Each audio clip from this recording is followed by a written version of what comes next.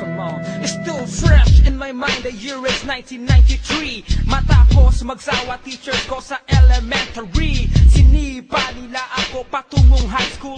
Bago na mga classmates ko, bago na ang schedule.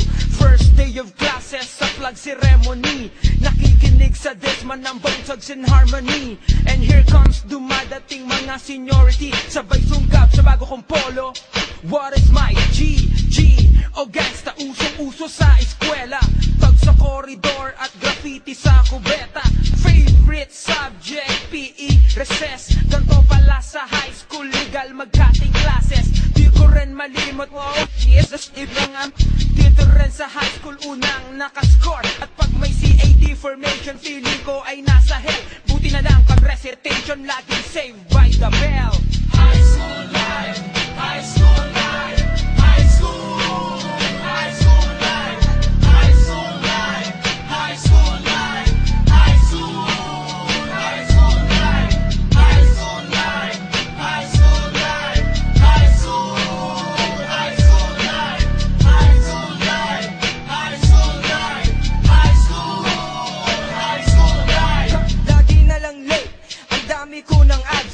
Minsan lang pumasok, wala pa akong assignment.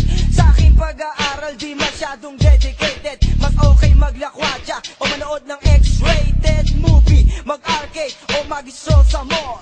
Sa 4 na taon hindi man lang nag-honor roll. Sa eskwela, sa bahay, hindi ka maka-epal. Parent needed na naman, sabi ng aming principal. Sa tuwing periodical test, para kung may stress, ni wala ngang lecture, manghiram pa isa mess. Magsindi muna ng yosi para makapag-relax. Wala kong pinasa, pati values ko bagsak.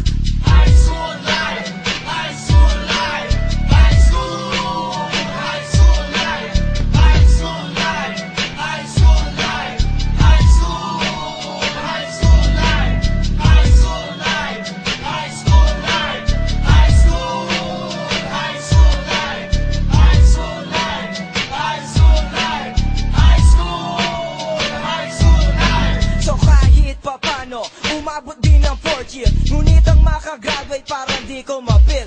Walang pinag-iba, parang walang pinagbabago. Road 4 pa rin, lugar ng mga gago. How can I concentrate kung katabi ko basurahan? At pag minalas ka, cleaner ka pa na sa buwan. Bagsak pa rin lahat ng mga academic subject. Ang tangi kong pag-asa'y mabigyan ng special budget. Kailangan magsumikap para makabawi, kakayanin ko to. Ayokong magbaka sakali, at kung sakali bigyan ng pagkakataon, magiging